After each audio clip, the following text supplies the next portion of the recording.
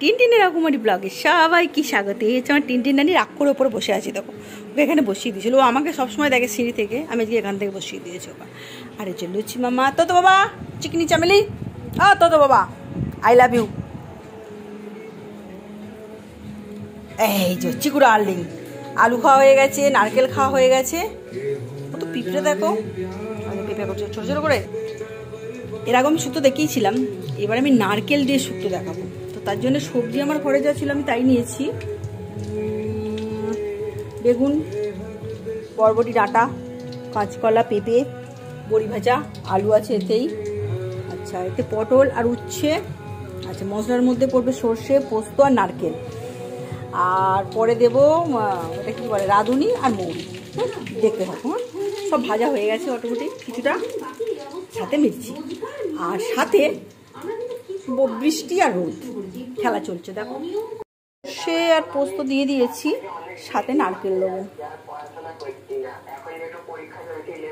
আচ্ছা, এতে কিন্তু দুধ দিয়ে হবে, ঠিক আছে? এই দুটো আমি জিনিস এক্সট্রা আলাদা অন্যভাবে করছি। এর আগেও শুক্তো দেখেছি, সেটাও ঠিক আছে, এটাও এক ধরনের শুক্তো। মশলাটা সুন্দর করে পেস্ট হয়ে গেছে, এবার এটা ভাজতে হবে ভালো করে। কিছু ভাজা যখন তেলে হয়েছিল বলে এটা যখন কষা হবে সেটা কিন্তু তেল লাগবে না, শুধু সব তেল শেষ হয়ে যাবে। যদি এক্সট্রা থেকে থাকে সে তেলটা তুলে রাখতে হবে, দিয়ে এটাকে ভালো করে ভাজা ভাজা করতে হবে। হালকা ভাজা হয়ে গেছে, যেহেতু আমার আদা বাটাই থাকে তাই আমি এবার আদাটা দেব, ঠিক আছে? এই যে 1 চামচের আদা দিয়ে এটা আরও শুকনো শুকনো হবে, একদম শুকনো শুকনো হবে। তখন বাকি মশলাগুলো দিতে হবে, বাকি সবজিগুলো দিয়ে ফোটাতে হবে। করা হচ্ছে তার একবার ছোট্ট টুইস্ট, সরষের তেলটা গরম করা হলো, কারণ যেহেতু ওতে তেল দেওয়া হয়নি। এতে এবার দেবো 5 ফোড়ন, দিয়ে দে লঙ্কাটা দে কমসে কম। হ্যাঁ, এই যে তেজপাতা ছিল তোদের।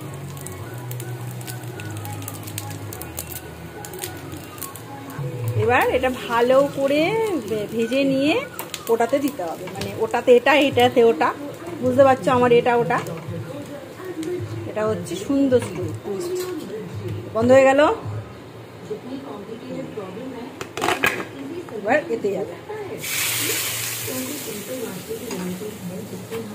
ভালো করে নাড়াচাড়া করতে হবে। দেখো শুকনো হয়ে এসছে, এবার মশলাগুলো দেবো। তেলটা ওতে ঝরাতে হবে এখনো, চেঁচে নি ফেলে যাবে না, সব দিতে হবে।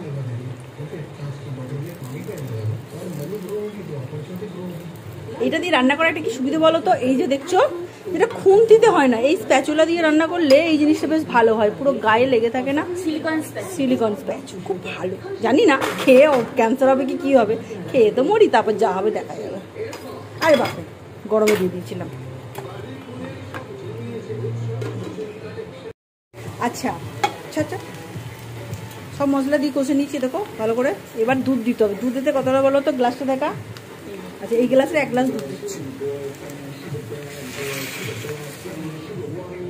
ঠিক আছে? এটা দুধ দিয়েই হবে। আন্দাজ মতো নুন আর মিষ্টি, যেহেতু এটা আমার অনেকটা হয়ে গেছে, তো আমার মোটামুটি কি ভাঙলি 3 চামচে নুন দিচ্ছি, ঠিক আছে? আচ্ছা, 1 চামচের মতন মিষ্টি দেবো। দুধ দিতে পারেন, কিন্তু আমি পুরো দুধ দিইনি, আমি ওই 1 গ্লাসে দুধ দিয়েছি, বাকিটা জল দিয়েছি। দিয়ে নুন হলুদ চেকে নিয়ে এবার বড়ি কটা দিয়ে চাপা দিয়ে দেবেন। যেমন সবজি সেরকম ধিমি আঁচ, জোরে আঁচ। আমি যদি এটা ধিমি আঁচে করবো, কারণ জল অল্প দিয়েছি বলে তাড়াতাড়ি শুকিয়ে যাবে, সিদ্ধ কম হবে। রান্না করতে করতে 1:30টা বেজে গেছে, তার উপরে ঘরের অবস্থা দেখো পুরো অন্ধকার। আরে বাপ, বাইরের সিনারি দেখো, পুরো ওয়েদার চেঞ্জ। একেই বলে ওয়েদার চেঞ্জ, বুঝেছো? উপরে উপরে ঘরটা ঘেটে ঘা করে ফেললুম, দেখো শুধু। এইখান থেকে মেঘটা উঠছিল, মেঘটা ঘেটে গেল যা। হে গুগলুগুলো, চলো চলো ঘরে চলো, ঘরে চলো, বৃষ্টি আসছে। ভূতের মতন অন্ধকার, দেখো কি অবস্থা, পুরো ঘর অন্ধকার হয়ে গেছে, এমন অবস্থা। একেই বলে প্রকৃতির খেলা, বুঝেছো? যতই যাই করো বাবু, যখন প্রকৃতি মারবে পৃথিবীর কেউ আটকাতে পারবে না। কোনো টাকা পয়সা, ভালোবাসা, শত্রুতা কিচ্ছু আটকাতে পারবে না, এগুলো মনে রেখে দিও। আর বাইরের আকাশ তো শুক্তোর মতন হয়ে গেছে আজকে। আর এই যে ঘি আর এই যে রাঁধুনি আর মৌরি মৌরি পেস্ট দিয়ে চাপা দিয়ে বৃষ্টি ওয়াও দারুণ এবার